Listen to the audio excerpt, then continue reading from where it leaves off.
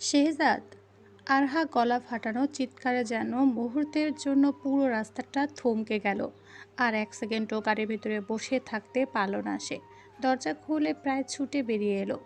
ওনার আঁচল সামলে পা সামলে কোথায় কে আছে সেদিকে খেয়াল না রেখে ছুটে গেল শাহজাদের দিকে।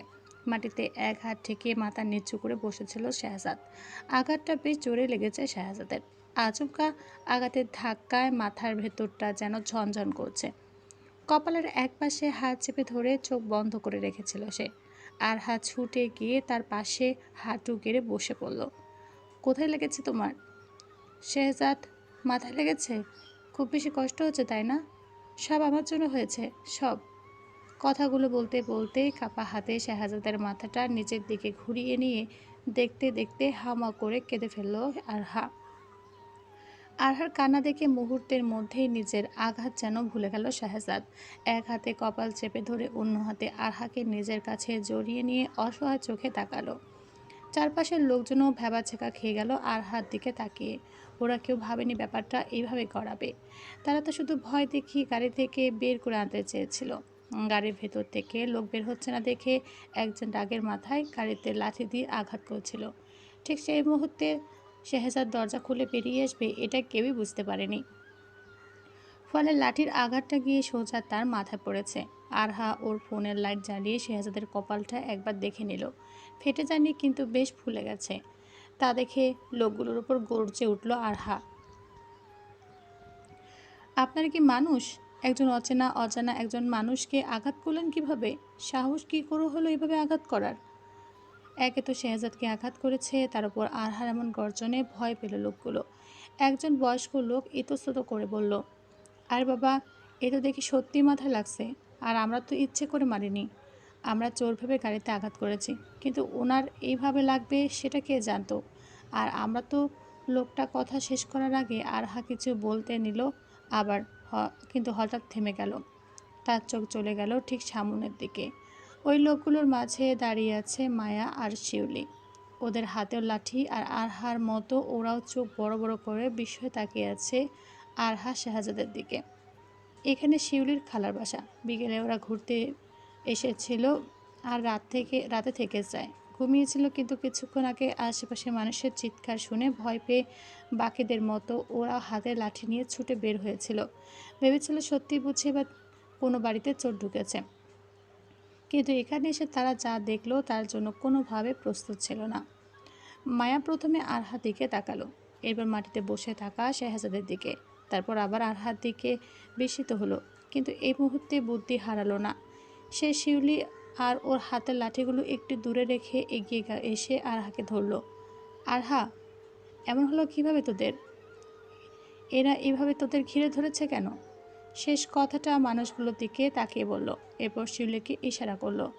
আরহা আর শেহজাদ ভ্যাবাচ্যাকা খেয়ে গেল। বুঝতে পারলো না ওরা এত রাতে এখানে কিভাবে এলো আর এমন আচরণ বা করছে কেন। আরহা কিছু একটা বলতে যাবে এমন সময় মায়া আরহাকে চিমটি কাটতেই আরহা মায়ের দিকে তাকালো। মায়া চোখ টিপ মারল ওকে, এরপর ইশারা বোঝালো ওর সঙ্গে সঙ্গ দিতে। তোদের কখন ডেকেছি আর তোরা এখন আসলি? কথাটা বলে উঠে দাঁড়ালো মায়া। তারপর লোকগুলোর দিকে তাকিয়ে ক্ষুব্ধ গলায় বলল, এটা আপনারা কি করেছেন? কেন মেরেছেন এদের? কি করেছে ওরা আপনাদের? একজন সঙ্গে সঙ্গে প্রতিবাদ করলো, কেন করছি চোখে দেখো না মেয়ে? চোর, ওরা চোর। আর দেখো না গাড়িতে বসে পালাচ্ছিল, তাই তো আমরা ধরেছি ওকে। মায়ার পাশে এবার শিউলি কোমরে হাত দিয়ে দাঁড়ালো। তারপর রেগে গিয়ে বলল, বয়স হয়েছে বলে কি বোধবুদ্ধির লোপ পেয়েছে নাকি আপনাদের? ওরা কেন চোর হতে যাবে? ওরা আমাদের চেনা। মেয়েটা আমার বন্ধু আর ছেলেটা ওর হাজব্যান্ড। ওদেরকে আমরা ডেকেছি এখানে, আর এই এই রাতের বেলা ওদের এখানে দেখেছেন, তাই বলে কি ওরা চোর হয়ে গেল?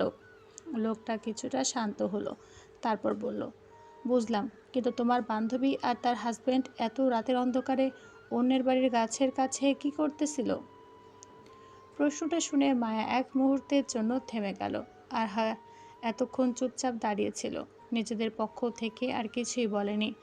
আপাতত মায়া আর শিউলি যখন ব্যাপারটা সামলাচ্ছে তখন ওদের সামলাতে দেওয়া ভালো। এখন নিজেরা কিছু বলতে গিয়ে যদি হিতে বিপরীত হয়ে যায়, তার চেয়ে চুপ থাকাই বুদ্ধিমানের কাজ। তবে লোকটার এমন প্রশ্নে আরহাও কম ভরকে চায়নি। কি উত্তর দেওয়া উচিত সেটা যেন হঠাৎই মাথায় আসছিল না কারো। লোকগুলো শান্ত হয়ে অপেক্ষা করছে মায়া কি উত্তর দেবে তা জানার জন্য। শেহজাদ করুণ চোখে মায়ার দিকে তাকাতেই মায়া চোখের ইশারায় বুঝিয়ে দিল, ভয় পেও না, আমি দেখছি। পাশে দাঁড়িয়ে থাকা শিউলি তখন চোখ বড় বড় করে মায়ার দিকে তাকিয়ে আছে, যেন সেও বুঝতে পারছে না এই প্রশ্নের কি উত্তর বের করবে মায়া।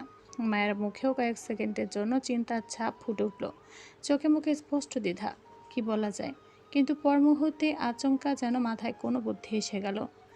মুখের ভাবটা মুহূর্তেই বদলে গিয়ে মায়া আত্মবিশ্বাসী গলায় বলে উঠল, লং ড্রাইভে যাওয়ার প্ল্যান ছিল, লং ড্রাইভে যেতাম আমরা, তাই ডেকেছি। লোকজনগুলো একে অপরের মুখের দিকে তাকিয়ে থমকে গেল। একজন অবিশ্বাসী গলায় বলল, লং ড্রাইভ? শিউলি সঙ্গে সঙ্গে মাথা নাড়ল, মুখে এমন এক স্বাভাবিক ভাব এনে বলল যেন এর চেয়ে সত্যি কথা আর কিছু হতে পারে না। জি, লং ড্রাইভ। কালকেই ওরা মালদ্বীপ যাবে, আর আমরা এতটাই ক্লোজ ফ্রেন্ড যে সবসময় সব কিছু একসঙ্গে করেছি। এখন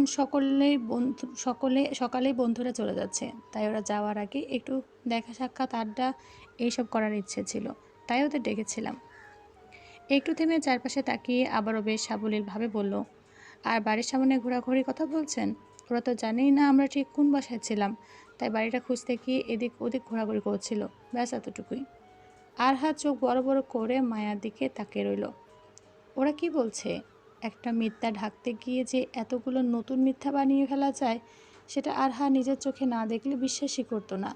কিন্তু মায়া যেন আরহার চোখের ভাষা বুঝতে পারল না, বরং একটু বিচলিত না হয়ে আরও আত্মবিশ্বাসের সঙ্গে বলে উঠল, আপনারা জানেন আপনারা কার গায়ে হাত দিয়েছেন? উনি সেনাবাহিনীর ক্যাপ্টেন শেহজাদ মির্জা, আর ও আমার বন্ধু আরহা মির্জা, ওনার ওয়াইফ। ওদের মুখের দিকে তাকান, তারপর বলুন তো কোন দিক থেকে ওদের চোর মনে হয়। লোকগুলো এবার যেন একটু ভয় পেল। সাধারণ মানুষ অল্প কিছু নিয়ে হইচই করলেও পুলিশ কেস মামলা এসবের নাম শুনলেই স্বাভাবিকভাবে ভয় পেয়ে যায়। তারপর সেনাবাহিনীর একজন ক্যাপ্টেনকে ভুল করে চোর ভেবে মাথায় লাঠির আঘাত করেছে। বিষয়টা যে আর হালকাভাবে নেওয়ার মতো নয়, সেটা সবাই বুঝতে পারল। এতক্ষণ যে লোকটা সবচেয়ে বেশি চিৎকার করেছিল সে এবার দ্রুত হাতের লাঠিটা নিচে নামিয়ে ফেলল। মুখের রাগটা মুহূর্তেই কেমন মিলিয়ে গেল তার। সে এগিয়ে এসে শেহজাদের পাশে বসে ওর হাতটা ধরে ইতস্তত ভঙ্গিতে বলল, স্যার, আমরা মাপ চাই, সত্যি মাপ চাই। আমরা জানতাম না আপনি সেনাবাহিনীর লোক। আমরা তো চোর মনে করেছিলাম, আর আমরা আসলে কাউরে মারতে চাই নাই। গাড়ির ভিতর থেকে কেউ বের হয় না, অনেকক্ষণ ডাকাডাকি করছি, তাই রাগের মাথায় গাড়িতে একটা বাড়ি দিছি। কিন্তু আপনি যে ওই সময় দরজা খুলে বের হবেন সেটা তো বুঝি নাই। প্লিজ স্যার, আমাদের থানায় নেবেন না, সত্যি বুঝিনি আমরা। মায়া সঙ্গে সঙ্গে বলল, চোর মনে করেছেন, কিন্তু চুরি করতে তো দেখেননি। এখন যেটা সচক্ষে দেখেনি সেটা সত্যি বলে মেনে নিয়ে অচেনা একজনের গাড়িতে লাঠি দিয়ে বাড়ি মারলেন। এত সাহস পেলেন কোথায়? অন্তত মারার আগে জিজ্ঞেস করে নিতে পারতেন। লোকটা এবার আরও অপ্রস্তুত হয়ে গেল। না মা, ওটা ভুল হয়েছে। আমরা কোনোদিন কিছু যাচাই না করে কারো ওপর আক্রমণ করব না, মাপ চাই। আরহা এতক্ষণ শেহজাদের পাশে বসেছিল, তার চোখ এখনো ভেজা। সে আবার শেহজাদের কপালের দিকে তাকালো, তারপর তাকালো শিউলি আর মায়ার দিকে। আল্লাহ বোধহয় ওদের বাঁচানোর জন্য এদেরকে পাঠিয়েছে। মনে মনে শতবার কান ধরল আরহা, আল্লাহ বাঁচিয়ে রাখলে আর কখনো এমন কাজ করবে না সে।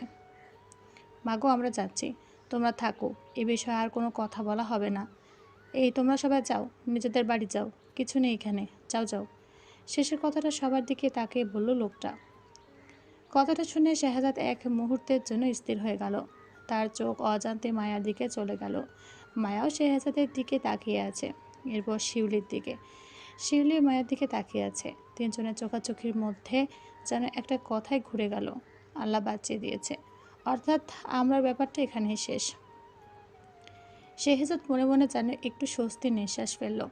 এমন সময় এক বয়স্ক লোক এগিয়ে এসে শেহজাদের হাত ধরে টেনে তুললেন। তারপর তার হাতে থাকা লাইট দিয়ে শেহজাদের কপালটা একবার দেখে নিয়ে পাশে থাকা লোকটাকে বলল, মনিরুল, যাও তো বাবা, আমার ঘরে বরফ আছে, নিয়ে আয়। স্যারের মাথাটা ফুলে গেছে, একটু বরফ দিলে ফোলাটা কমবে আর আরামও পাবে। লোকটা আর দেরি করলো না, দ্রুত একজনকে সঙ্গে নিয়ে পাশের বাড়ির দিকে চলে গেল। আরহা অসহায় চোখে তাকালো। তখন লোকটাকে এভাবে জোর করে যদি না পাঠাতো আমরাতে, তাহলে এসবের কিছুই হতো না। তবু ভাগ্য ভালো যে লোকগুলো শুধু ঘোরাঘুরি করতে দেখেছে আর মায়া শিউলি বাঁচিয়ে নিয়েছে, না হলে কি যে হতো। সে চারপাশে একবার তাকালো, তারপর শেহজাদের দিকে তাকিয়ে কাপা গলায় বলল, অনেক ব্যথা করছে তাই না? খুব জোরে লেগেছে? শেহজাদ মাথা নাড়ল। না। আরহা সঙ্গে সঙ্গে তার দিকে তাকালো। মিথ্যে বলছো? না লাগলে কি এতটা ফোলে? আর আমি দেখেছি তুমি কিভাবে তখন মাথা ধরে বসে পড়েছিলে। শেহজাদ কিছু বলল না। আরহা আবার তার কপালের দিকে তাকালো। হাত বাড়িয়ে ফোলা জায়গাটার কাছে গিয়েও থেমে গেল। ব্যথা পাবে ভেবে স্পর্শ করল না। চোখের গতি আবার পানি গড়িয়ে পড়ল। শেহজাদ তা দেখে দীর্ঘশ্বাস ফেলে ওর হাতটা শক্ত করে ধরল। কাঁদিস না আরু, আমি ঠিক আছি। অযথা টেনশন করছিস কেন? মাথা কি ফেটে গেছে দেখ তো, বোধহয় পাগলের মতো করছিস। শেহজাদের কথা শেষ হতে বরফ নিয়ে লোকটা ফিরে এলো। একটা পরিষ্কার কাপড়ের মধ্যে বরফ জড়িয়ে শেহজাদের দিকে বাড়িয়ে দিয়ে বলল, এই নেন স্যার, কপালে চেপে ধরেন, ফোলা কিছুটা কমবে। শেহজাদ বরফটা নিতে হাত বাড়ালো, কিন্তু আরহা তার আগে সেটা নিয়ে বলল, দাও আমি দিচ্ছি। শেহজাদ আর কিছু বলল না। আরহা খুব সাবধানে বরফটা শেহজাদের কপালের ফোলার জায়গায় চেপে ধরল। শীতল বরফের স্পর্শে শেহজাদ চোখ বন্ধ করে ফেলল। মাথার ভেতরে ঝনঝন ভাবটা এখনও আছে, তবে ধীরে ধীরে ব্যথাটা কিছুটা সহনীয় লাগছে। বয়স্ক লোকটা আবার বললেন, সরি, সত্যি মাফ করবেন। আমরা যদি জানতাম আপনারা পরিচিত মানুষ, এরকম হইতোই না। শেহজাদ চোখ খুলে লোকটার দিকে তাকালো। কিছুক্ষণ চুপ করে থেকে বলল, বাদ দিন না চাচা এসব। আপনি তো ইচ্ছে করে করেননি তাই না? তাহলে কেন ক্ষমা চাইছেন? প্লিজ এভাবে আমার কাছে ক্ষমা চেয়ে আমাকে অস্বস্তিতে ফেলবেন না। তবে পরের বার থেকে কিছু করার আগে নিশ্চিত হবেন। সবাইকে চোর ভাবা ঠিক না। লোকটা দ্রুত মাথা নাড়ল। জি স্যার, মনে রাখবো। আর বরফটা আরও কিছুক্ষণ রাখবেন। বেশি ফুললে ডাক্তার দেখাইন। আমরা আসি। আর রাত তো অনেক, বাড়ি চলে যান, না হলে রাত বেরাতে কখন কি হয় তার ঠিক নেই। শেহজাদ মাথা নাড়ল। ঠিক আছে। লোকটার কথা বাড়ালো না। ধীরে ধীরে রাস্তা ছেড়ে নিজেদের বাড়ির দিকে চলে গেল। আশেপাশে যারা দাঁড়িয়ে ছিল তারাও চলে গেল। মায়া দাঁড়িয়ে দাঁড়িয়ে ওদের চলে যাওয়া দেখল। শিউলিও তাকিয়ে রইল। একজন গেল, তারপর আরেকজন, তারপর আরেকজন। শেষ রাস্তা প্রায় ফাঁকা হয়ে গেল। কয়েক মুহূর্ত চারজনের কেউই কোনো কথা বলল না। সবাই শুধু যেন নিশ্চিত হতে চাইছিল, সত্যি কি বিপদটা কেটে গেছে। কিছুক্ষণ আগেও যেখানে চারপাশে এত মানুষের ভিড়, চিৎকার, লাঠি আর উত্তেজনা ছিল, এখন সেখানে চারজন ছাড়া আর কেউ নেই। লোকগুলো একে একে নিজেদের বাড়ির দিকে ফিরে গেছে। রাস্তার চারপাশ আবারও আগের মতো নিস্তব্ধ হয়ে এসেছে। চারজনে কেউই যেন প্রথম মুহূর্তে বিশ্বাস করতে পারছিল না সত্যিই সব শেষ। কিন্তু পরক্ষণে সবটা বুঝে শেষ পর্যন্ত শিউলির বুক থেকে একটা দীর্ঘ নিঃশ্বাস ছাড়ল। উফ, আল্লাহ, আমি তো ভেবেছিলাম আজকে তোদের দুজনকে বাঁচাতে গিয়ে আমাদেরই না হয় কোন বিপদে পড়তে হয়। মায়াও সঙ্গে সঙ্গে বুকের ওপর হাত রেখে হাঁপ ছাড়ল। সত্যি বলছি, আমার তো মনে হচ্ছিল আজকে এখান থেকে কেউই ঠিকঠাক বের হতে পারবো না। আরহা কোনো উত্তর দিল না। তার চোখ তখন শেহজাদের দিকে। শেহজাদও কোনো কথা বলল না। কিছুক্ষণ আগেও যার মুখে ভয়, দুশ্চিন্তা আর অস্থিরতা ছিল, এখন তার মুখটা অদ্ভুত শান্ত। ধীরে ধীরে কপাল থেকে বরফটা সরিয়ে নিল সে। তারপর কোনো কথা না বলে সেখানে পথের মাঝখানে হাঁটু গেড়ে বসে পড়ল সে। আর পরের মুহূর্তে সেজদায় পড়ে গেল শেহজাদ। হঠাৎ এমনটা করায় আর হাত থমকে গেল। মায়া আর শিউলিও নিঃশব্দ হয়ে গেল। তিনজনে বিস্মিত চোখে তাকিয়ে রইল তার দিকে। শেহজাদ তখন সেজদায়। মাথায় যে কিছুটা জায়গাটায় কিছুক্ষণ আগে লাঠির আঘাত লেগেছে, সেই মাথাটাই এখন মাটিতে নত হয়ে আছে রবের দরবারে। সে জানে আজ অন্যায় করেছে, জানে অন্যের কাছ থেকে অনুমতি ছাড়া আমরা পেরে নেওয়া ঠিক হয়নি। যতই ছোট ব্যাপার হোক, অন্যের জিনিস অনুমতি ছাড়া নেওয়া অন্যায়। পাপকে ছোট করে দেখার কোনো সুযোগ নেই। কিন্তু সেই অন্যায়ের পরও আল্লাহ তাকে বাঁচিয়ে দিয়েছেন। চাইলে পরিস্থিতিটা আরও ভয়াবহ হতে পারত, চাইলে আঘাতটা আরও গুরুতর হতে পারত, চাইলে আরহা ভয় পেয়ে দৌড়াতে গিয়ে পড়ে যেতে পারত, চাইলে তাদের সঙ্গে আরও বড় কোনো দুর্ঘটনা ঘটতে পারত। কিন্তু কিছুই হয়নি। আল্লাহ তাদের রক্ষা করেছেন। তাই আর কোনো অবহেলা না করে রবের দরবারে মাথা নত করেছে সে। চারপাশে নিস্তব্ধ রাতের মধ্যে একজন সেনা কর্মকর্তা, একজন স্বামী, একজন হতে যাওয়া বাবা। সব পরিচয় যেন এক মুহূর্তের জন্য দূরে সরে গেল। বর্তমানে সে তার মহান রবের শুধু একজন বান্দা। নবী তখনও সোহাগের বুকের ভেতর মুখ গুজে কাঁদছে। এতদিনে জমে থাকা অভিমান, কষ্ট, ভয় সবকিছু যেন একসঙ্গে বেরিয়ে আসছে চোখের পানির সাথে। সোহাগও তাকে শক্ত করে জড়িয়ে ধরে রেখেছে। মনে হচ্ছে একটু আলগা করলে মেয়েটা আবার তার কাছ থেকে দূরে সরে যাবে, আবার হারিয়ে যাবে। কিছুক্ষণ পর নমি হেঁচকি তুলতে তুলতে মুখটা সামান্য তুলে তাকালো সোহাগের দিকে। চোখ দুটো কান্নায় ফুলে লাল হয়ে গেছে। কাপা গলায় বলল,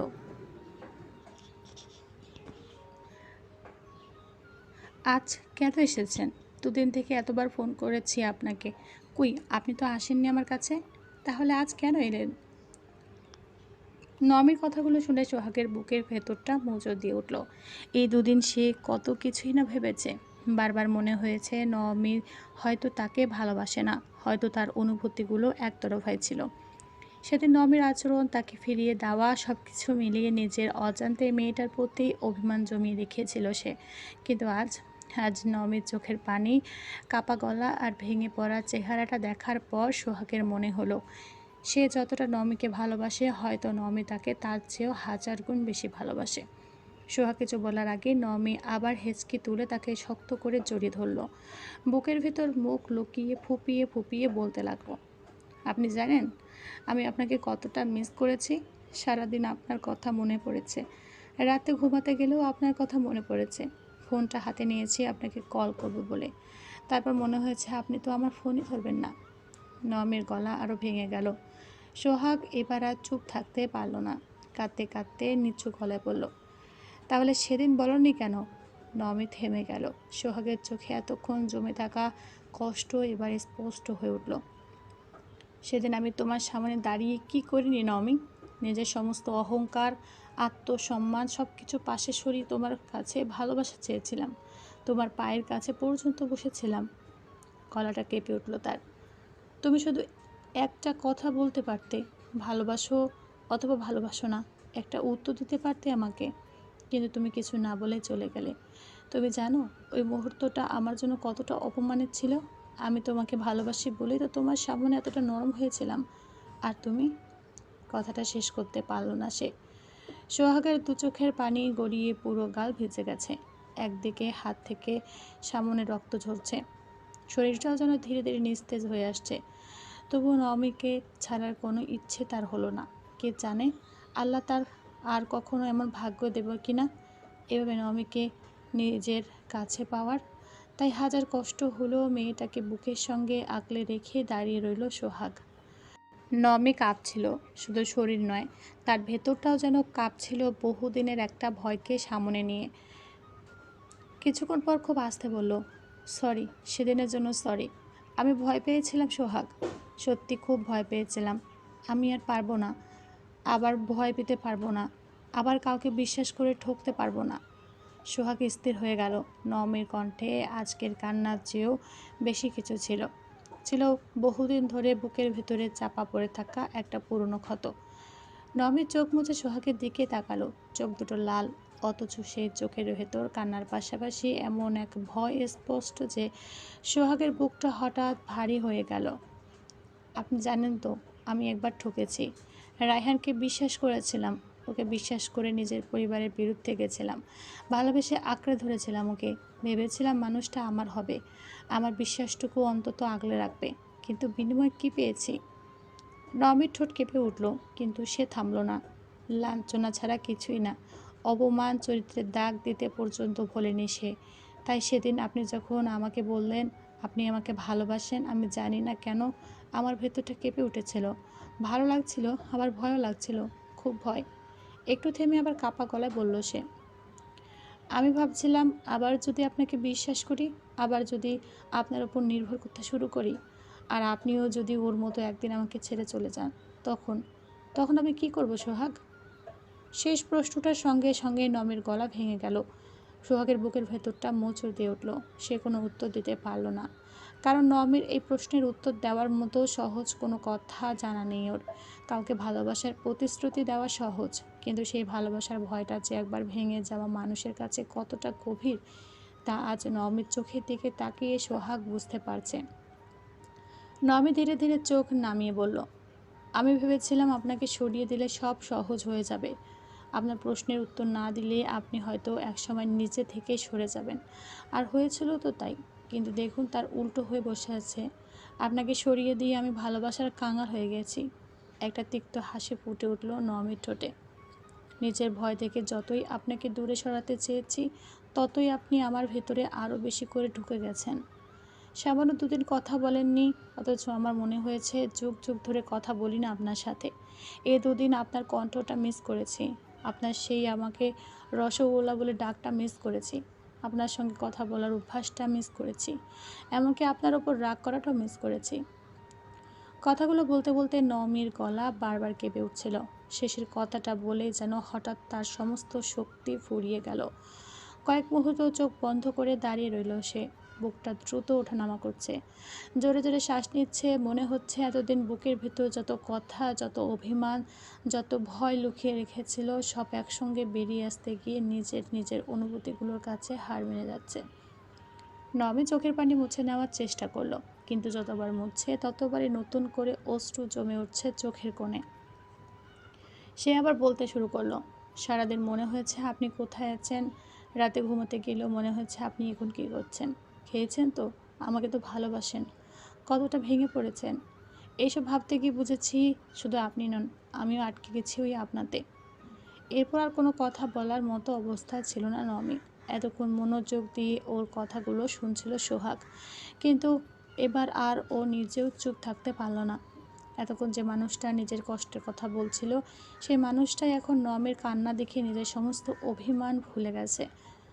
নমিকে আরও শক্ত করে নিজের বুকের সঙ্গে জড়িয়ে নিল সে। তারপর কাপা গলায় জিজ্ঞেস করলো, মিস করেছিল আমাকে? নমি সোহাগের বুকের ভেতর মুখ লুকিয়ে কাঁদতে কাঁদতে মাথাটা সামান্য নাড়ল। হ্যাঁ করেছি, অনেক মিস করেছি। সোহাগের গলা আরও ভারী হয়ে এলো। কতটা? নমি কয়েক মুহূর্ত চুপ করে রইল। তারপর কান্না জড়িত কণ্ঠে খুব আস্তে করে বলল, বলছি তো অনেক, অনেক মিস করেছি তোমাকে। শব্দটা শুনে সোহাগের বুকটা কেমন করে উঠল। তবু যেন আরও একটা কথা শুনতে চাইছে, যে কথাটার জন্য এতদিন ধরে নিজের সঙ্গে নিজে লড়াই করেছে। এক মুহূর্ত দেরি না করে খুব ধীরে জিজ্ঞেস করলো, রসগোল্লা, ভালোবাসো আমায়? বাসি। সোহাগ যেন মুহূর্তের জন্য নিঃশ্বাস নিতে ভুলে গেল।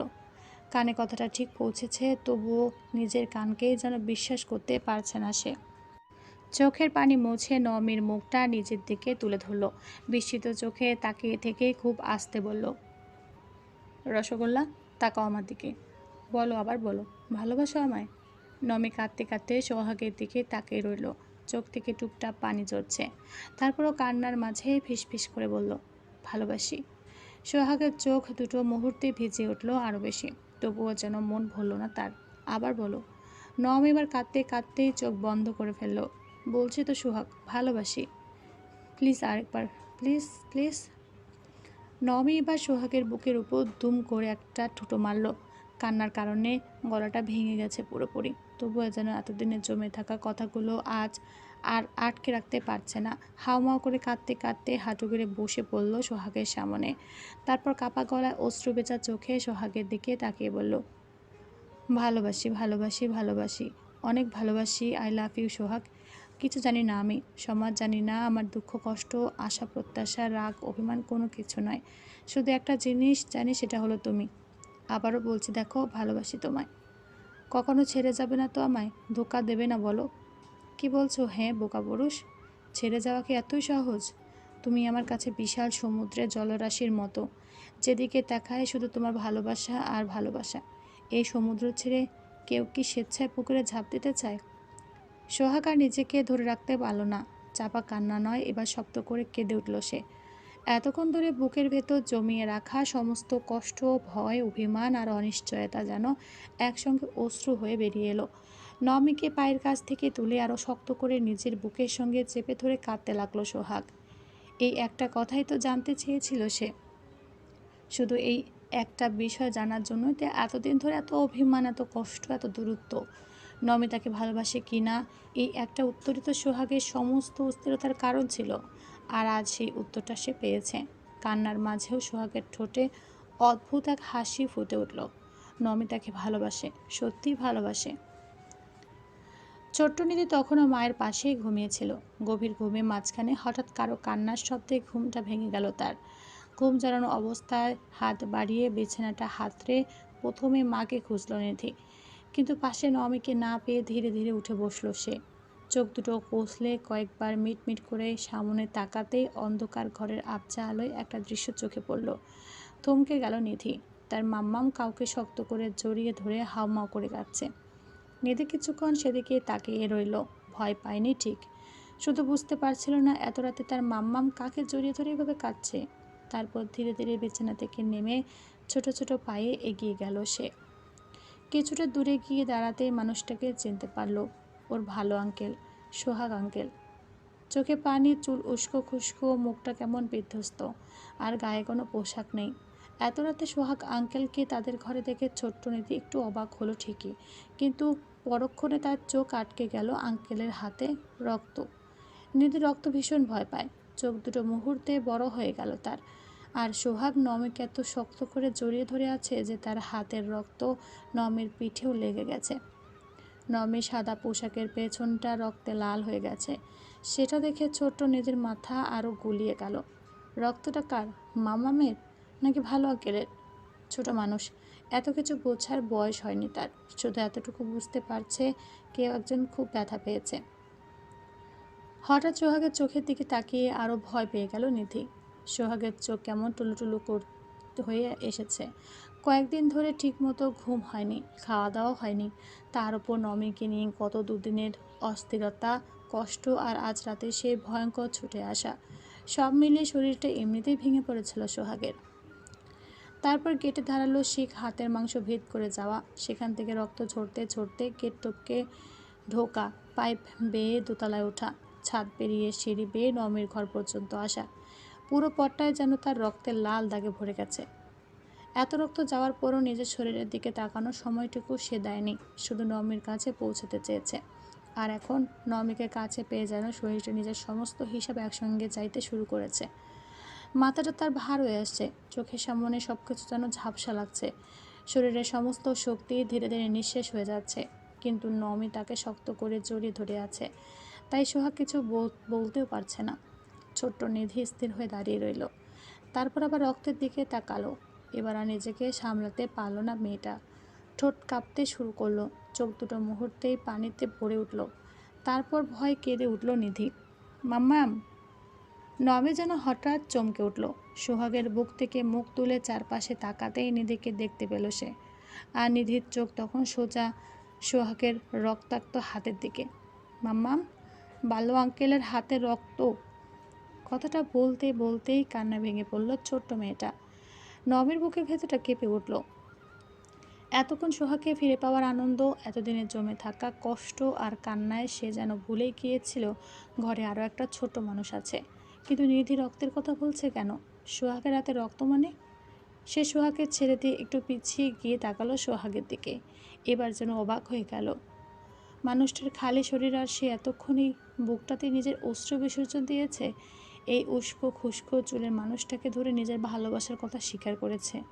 কথাটা ভাবতে বেশ লজ্জা পেল নমি, কিন্তু পর মুহূর্তেই তার চোখ নেমে গেল সোহাগের হাতে। পুরো হাত রক্তে ভরা। নিজের শরীরের টি শার্ট দিয়ে হাতটা বেঁধেছিল, আর সেটা এখন রক্তে ভিজে পুরোপুরি লাল হয়ে গেছে। নমের মুখ মুহূর্তে ফ্যাকাশে হয়ে গেল।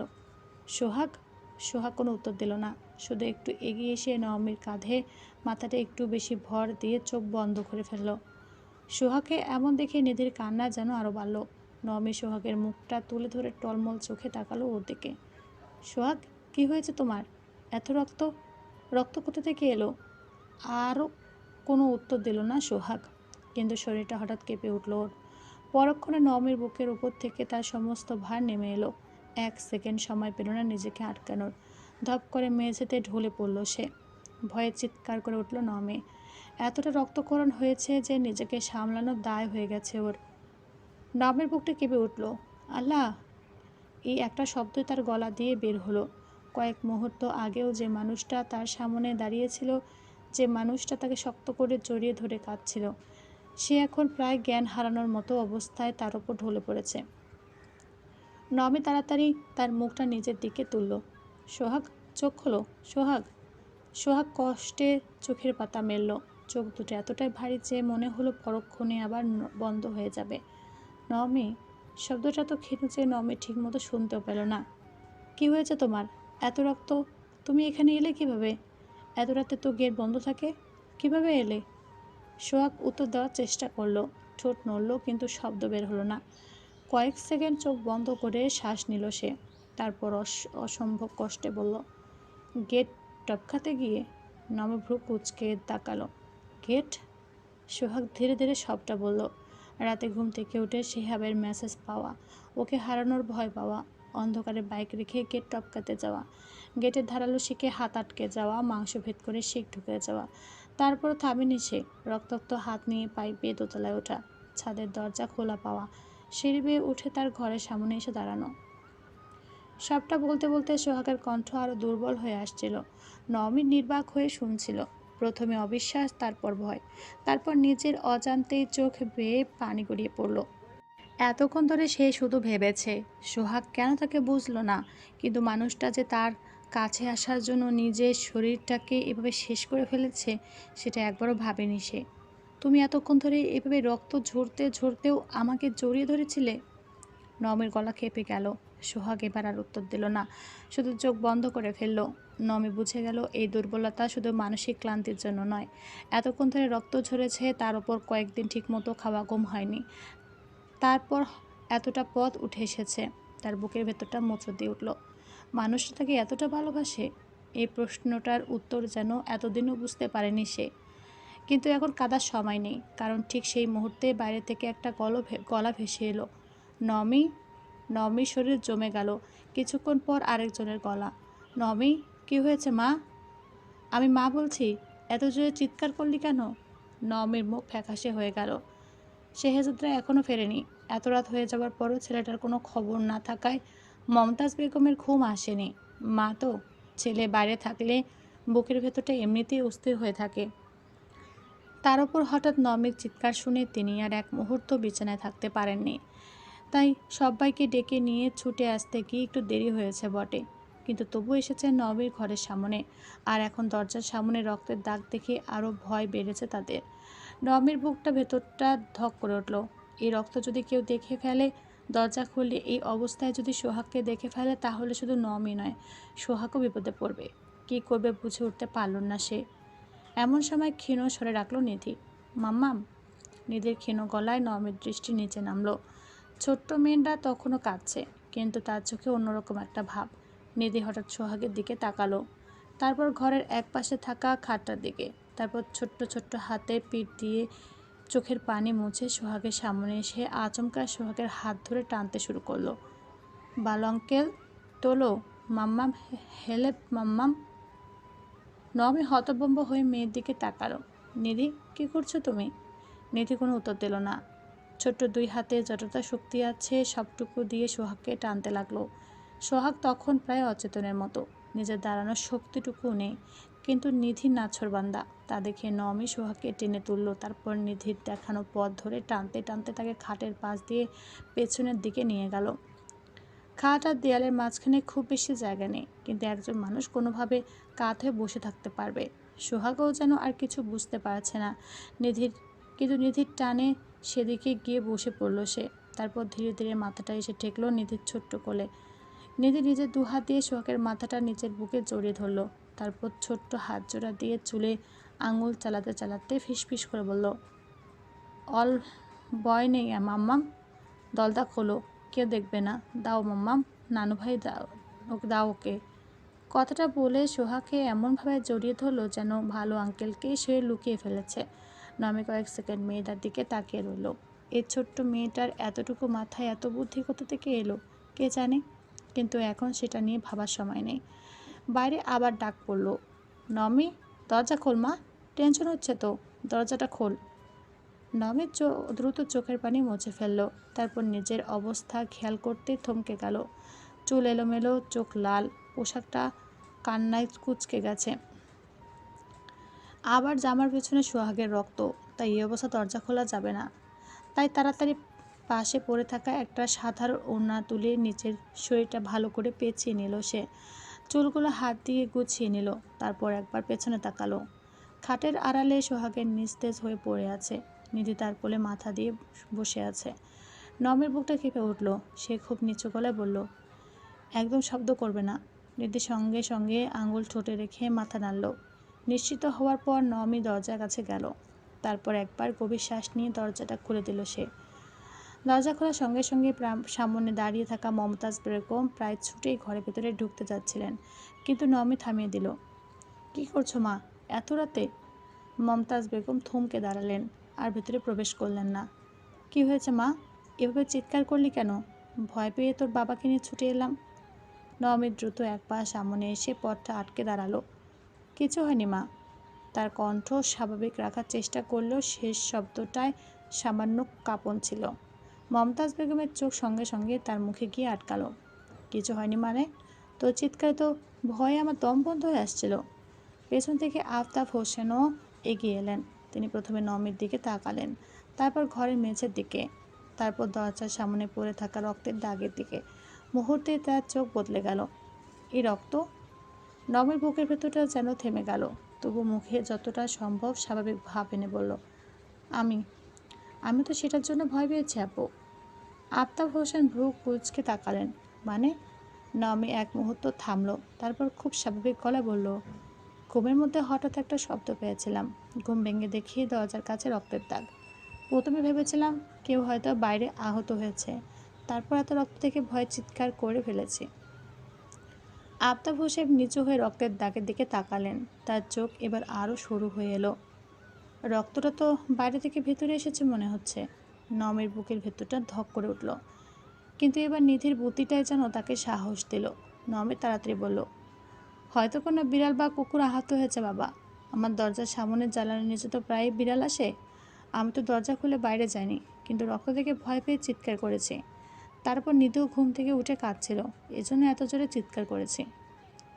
আফতাব হোসেন এবার নমের চোখের দিকে তাকালেন অনেকক্ষণ। এমন দৃষ্টিতে তাকালেন যে নমের মনে হলো তিনি যেন তার মনের ভেতরটা পড়ে ফেলছেন। নমের চোখ নামিয়ে নিল।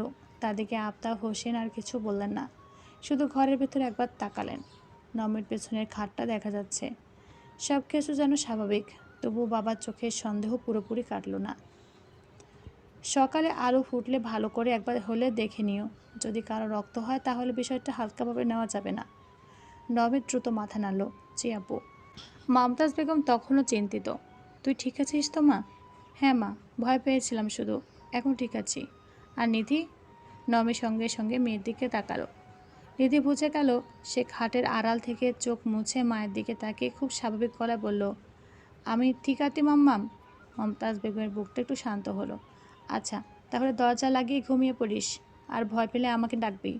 একা একা চিৎকার করে আমাদের প্রাণ বের করে দিস না। নবী মৃদু হেসে মাথা নাড়ল। ঠিক আছে মা। আফতাব হোসেন শেষবারের মতো মেয়ের দিকে তাকালেন, তারপর রক্তের দাগের দিকে, তারপর আবার নমের মুখে। কিছু একটা যেন তার চোখে আটকে রইল, কিন্তু তিনি কোনো প্রশ্ন করলেন না, শুধু বললেন, সাবধানে থেকো। তারপর সবাই ধীরে ধীরে সরে গেল।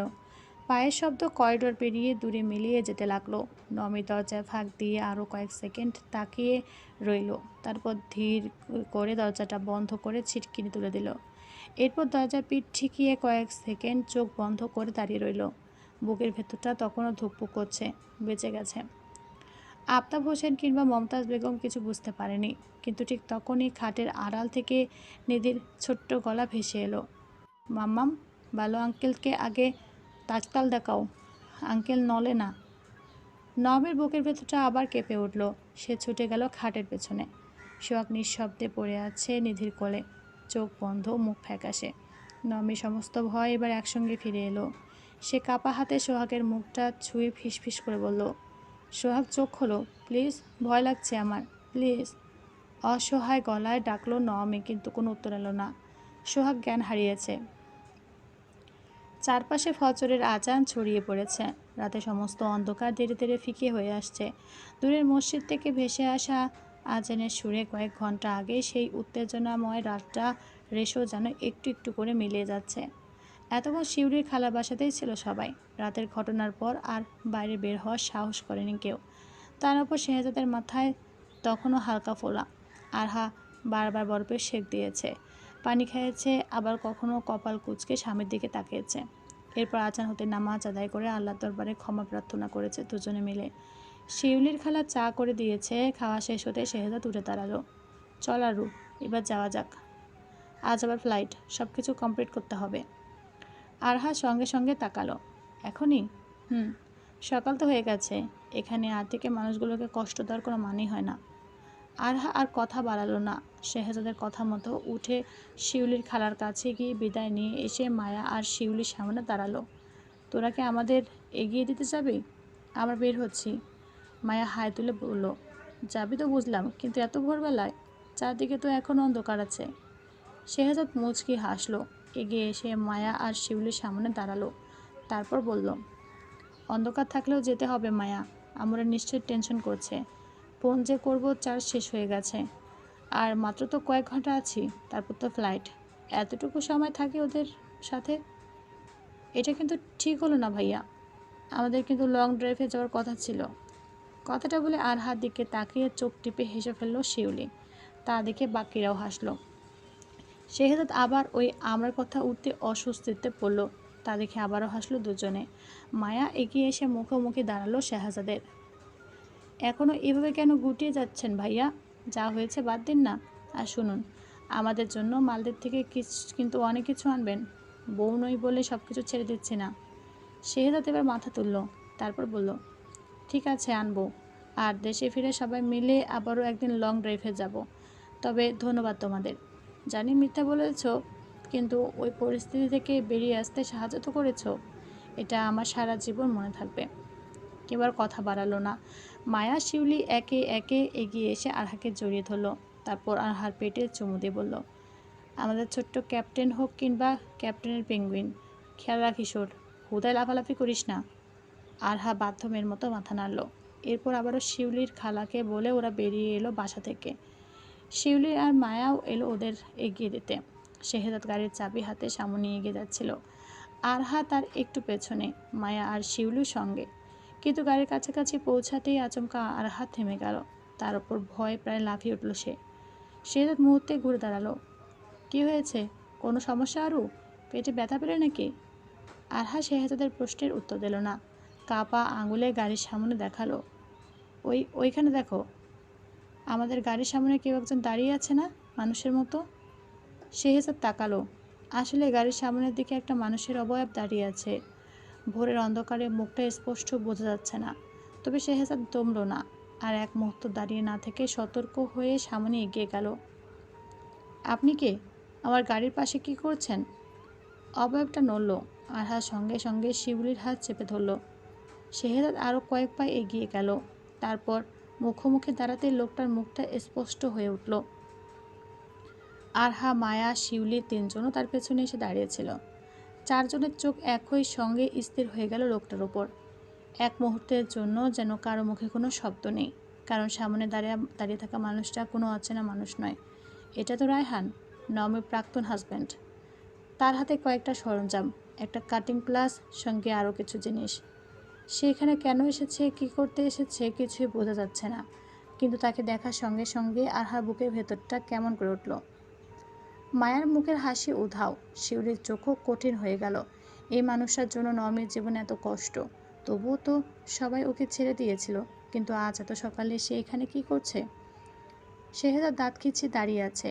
বাকিরা একে নমের প্রাক্তন হিসাবে জানলেও এর যে আরও পরিচয় আছে তার কিছুই জানে না ওরা। কিন্তু শেহজাদ তো সব জানে। সে জানে এই মানুষটা কতটা নোংরা খেলায় জড়িত ছিল। নওয়াবের জীবনটা তছনছ করে দেওয়ার পেছনে এই লোকটার ভূমিকা সে জানে। কিন্তু তার অপরাধ সেখানে থেমে নেই। এই জঘন্য লোকটা আরহারও ক্ষতি করার চেষ্টা করেছিল। মাসুদ আকবরের সঙ্গে মিলে আরহার ওপর ভয়ঙ্কর হামলার পরিকল্পনা ছিল তার। এমনকি আরহার সঙ্গে শেহজাদের বিয়েতে যে ঝামেলা তৈরি হয়েছিল, সেখানেও রায়হানের ইন্ধনের ছাপ ছিল। আর আজ ভোরবেলা তার গাড়ির সামনে দাঁড়িয়ে আছে সে। শেহজাদের চোখের দৃষ্টি মুহূর্তে বদলে গেল। তুই এখানে কি করছিস? রায়হান ঠোঁটের কোণে বাঁকা হাসি ফুটিয়ে বলল, আমি কি করছি সেটা নয়তো পরে জানবি, কিন্তু তুই তো আজ চোর হতে গিয়ে বেঁচে গেলি। হাসি পাচ্ছে ভীষণ। শেষে কিনা ক্যাপ্টেনও চুরি করে। শেহজাদ রেগে গেল, কিছু বলতে গেল, কিন্তু তার আগে রায়হান টিটকারি মেরে বলল, তোদের ভাই বোনদের কি গুণ রে ভাই? একজন কোচি মেয়ে নিয়ে নিজের ঘরে ফুর্তি করে, এরপর আবার চুরি করে। আর তার বোনের কথা কী বা বলবো, সে তো পতিতাদের থেকেও খারাপ। আমার ওখানে থেকে শুধু শাহজাহান সাহেবের রক্ষিতা ছিল, কিন্তু এখন আবার শুনছি তার দুই ছেলেরও নাকি রক্ষিতা হয়েছে সে। নবীর নামে এভাবে কথা বলার রাগে পুরো শরীর থরথর করে কাঁপতে লাগলো শাহজাদের। সে রেগে সামনে যেতে নিতেই আরহা পেছন থেকে হাত টেনে ধরল। দাঁড়াও শেহজাদ, কুকুরের সাথে কুকুর হত্যে নেই, ছাড়ো ওকে, চলো আমরা চলে যাই। রায়হান হেসে ফেলল আরহার কথায়, তারপর হাসতে হাসতে বলল, সে কি রে, জ্বলছে বুঝি? সত্যি কথাই তো বললাম। তা তোর ওই রক্ষিতা বোনটা কই রে? ওকে আবার এক রাতে শেহজাদের হাতের মুঠোয় শক্ত হয়ে গেল। এরপর রায়হানের কথা শেষ করার আগেই সে সজোরে একটা ঘুষি মারল রায়হানের মুখে। রায়হান টলে গিয়ে কয়েক পা পিছিয়ে গেল। আরহা চমকে উঠল। শেহজাদ! মায়া আর শিউলি হতবম্ব। রায়হান ঠোঁটের কোণে হাত দিয়ে রক্তের দাগ দেখল, তারপর ধীরে ধীরে মাথা তুলল। চোখ দুটো পুরো লাল। সুরের বাচ্চা, তুই আমাকে মারলি? শেহজাদ এক পা এগিয়ে গেল। হ্যাঁ মেরেছি। তোর মুখে আর একবার আমার বোনের নামে ওই নোংরা কথা শুনলে শুধু ঘুষি না, কি করব আমি নিজে জানি না। রায়হান এবার আচমকায় এগিয়ে এসে শেহজাদের শার্টের কলার চেপে ধরল। তুই আমাকে ভয় দেখাস? একে তো তোর ছোট বোনটাকেও লোকে খেয়ে ছেড়ে দিয়েছে, শুনলাম তার নাকি আর বিয়েও হয় না, আর বাকিদের চরিত্র কি বলবো। এতক্ষণ চুপ থাকলো, এবার আর সহ্য হলো না আরহার। সে এক মুহূর্ত দেরি না করে দৌড়ে এগিয়ে গেল শিউলির খালার বাসার ভেতরে। গিয়ে চারপাশে খুঁজতে লাগলো, আশেপাশে কিছুই পেল না। ঘরে আসতে নিতেই দরজার সাইডে নজরে পড়ল কতগুলো হকি স্টিক। এগুলো এখানে কোথা থেকে এলো জানে না আরহা, কিন্তু এই মুহূর্তে এগুলো হাতে নিয়ে ছুটল সে। হঠাৎ ওর হাতে হকি স্টিক দেখে মায়ার চোখ কপালে উঠে গেল। তুই হকি স্টিক নিয়ে কী করবি? আরহা রেগে দাঁতে দাঁত চেপে বলল, কি করব সেটা এখন দেখবি। শিউলি এক মুহূর্ত আরহার দিকে তাকিয়ে রইল, তারপর বাসার দিকে তাকালো, আবার আরহার হাতে থাকা হকি স্টিকের দিকে তাকালো। এগুলো ওর খালার দোকানের, ওরা ব্যবসা করে এসবের, কিন্তু সেসব নিয়ে ভাবার সময় পেল না সে। আরহা বাকি হকি স্টিকগুলো মাটিতে ফেলে দিয়ে একটাকে শক্ত করে হাতে তুলে নিল। চোখে মুখে তখন আর ভয় কিংবা দ্বিধার কোনো চিহ্ন নেই, শুধু তীব্র রাগ। রায়হান তখনও শেহজাদের শার্টের কলার মুঠো করে ধরেছিল। পরের মুহূর্তেই সপাটে হকি স্টিকটা দিয়ে আঘাত করলো রায়হানের শরীরে। আকস্মিক আঘাতে রায়হানের হাত শেহজাদের কলার ছেড়ে ছুটে গেল। সে কয়েক পা পিছিয়ে গিয়ে টলতে টলতে দাঁড়ালো। আরহা দাঁতে দাঁত চেপে বলল, কিছুক্ষণ আগেও তুই অনেক কথা বলেছিস আমার নমি আপুর নামে, আমি কিছু বলিনি। তুই ওর হাজব্যান্ড ছিলিস, কিন্তু সিমরানের নিয়ে কথা বলার অধিকার কে দিল তোকে? নমি আর সিমরানকে নিয়ে আর একটা কথাও বলবি? বল কুলাঙ্গার কোথাকার, বলবি? রায়হান কিছু বলার আগেই আরহার রাগে গর্জে আবার হকি স্টিকটা দিয়ে আঘাত করলো ওকে। এবার মায়া আর শিউলিও আর চুপ থাকলো না। মাটিতে পড়ে থাকা হকি স্টিক দুটো তুলে নিয়ে তারাও আরহার পাশে এসে দাঁড়ালো। তিনজনেরই চোখে তখন একই আগুন। রায়হান পিছিয়ে যেতে যেতে বলল, তোরা কি পাগল হয়ে গেছিস? এভাবে মারছিস কেন? শেহজাদ, তোর বউকে থামা। শেহজাদ থামালো না, উল্টো গাড়িতে হেলান দিয়ে দাঁড়িয়ে আরহার ফোন বের করে ভিডিও করা শুরু করলো। তা দেখে ভ্যাবাচ্যাকা খেল রায়হান। তিনজন মহিলা তিন দিক থেকে ঘিরে ধরেছে ওকে। কোন দিক দিয়ে পালাবে বুঝে উঠতে পারল না। মায়া ঠান্ডা গলায় বলল, আমাদের পাগল বলছিস?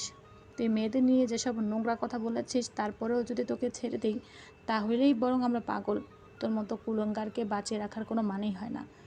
রায়হান কিছু একটা বলতে যাচ্ছিল, কিন্তু তার আগে আরহা আরও এগিয়ে গেল। মায়া আর শিউলিও পিছিয়ে রইল না। তিনজন মিলে চারদিক থেকে রায়হানকে ঘিরে ফেলে নিজেদের শরীরের সমস্ত শক্তি দিয়ে ইচ্ছে মতো পেটাতে লাগলো। একটু দূরে দাঁড়িয়ে শাহজাদ কয়েক সেকেন্ড নির্বাক হয়ে দৃশ্যটা দেখল। যে আরহাকে সে এতক্ষণ আগলে রাখছিল, সেই আরহাই এখন হাতে হকি স্টিক নিয়ে রায়হানের ওপর ঝাঁপিয়ে পড়েছে। শেহজাদের ঠোঁটের কোণে ধীরে ধীরে এক চিলতে হাসি ফুটে উঠল। তবে এবার সে আরহাকে থামাতে এগিয়ে গেল না, কারণ রায়হান যে কথাগুলো নমি আর সিমরানকে নিয়ে বলেছে সেগুলোর জন্য এই রাগটা শুধু আরহার নয়, সবারই ছিল। আর আজ রায়হানকে সেই কথার মূল্য দিতেই হবে। তিনজনে মিলে ওকে এমনভাবে মারছে যেন কোনো চোর ধরেছে। কেউই থামলো না। রায়হান নিজেকে বাঁচাতে হাত তুলে আঘাত আর ঠেকানোর চেষ্টা করছিল, কিন্তু কয়েক মুহূর্ত আগে সে দম্ভ আর ঔদ্ধত্য যেন মুহূর্তেই উধাও হয়ে গেছে। ওদের হাতে মার খেয়ে খেতে খেতে মাটিতে প্রায় শুয়ে পড়ল রায়হান। শেষ পর্যন্ত আর উঠে দাঁড়ানোর শক্তিটুকু পেল না। মাটিতে পড়ে শুধু অস্পষ্ট গোঙানি বের হচ্ছিল তার মুখ থেকে। শরীর জুড়ে আঘাতের চিহ্ন, পোশাক এলোমেলো, চোখে মুখে আতঙ্ক। আরহা কাঁপতে কাঁপতে হকি স্টিকটা মাটিতে ফেলে দিল। মায়া আর শিউলিও ধীরে ধীরে থেমে গেল। কয়েক মুহূর্ত তিনজনই চুপচাপ দাঁড়িয়ে রইল। তারপর আরহা রায়হানের দিকে শেষবার তাকিয়ে ঠান্ডা গলায় বলল, আজ থেকে নমি আর সিমরানের নাম মুখে নেওয়ার আগে 10 বার ভাববি। আর বলবি না সিনু আপুর বিয়ে হচ্ছে না। তাহলে শুনে রাখ জানোয়ার, তারও বিয়ে ঠিক হয়েছে। তোর মতো কুলাঙ্গার নয় সে। শিক্ষিত বাবার শিক্ষিত সন্তান সেই মানুষ যে আপুর জীবনের সমস্ত কিছু জেনে রাজি হয়েছে। বুঝেছিস? নেক্সট টাইম তোকে যদি আমাদের আশেপাশেও দেখি না, তাহলে এতদিনের জ্যান্ত পুঁতে ফেলবো। কথাটা বলে আর এক মুহূর্ত সেখানে দাঁড়ালো না সে। গাড়িতে উঠে বসলো। মায়া আর শিউলি দাঁড়ালো না। হকস্টিকগুলো তুলে সঙ্গে সঙ্গে আরহার পিছু নিল। তিনজনে হেঁটে চলে গেল সেখান থেকে। পেছনে পড়ে রইল রায়হান, মাটিতে নিথর হয়ে আধমরা অবস্থায়। আর শেহজাদ, সে কিছুক্ষণ রায়হানের দিকে তাকিয়ে থেকে ধীর পায়ে আরহাদের পেছনে হাঁটা দিল।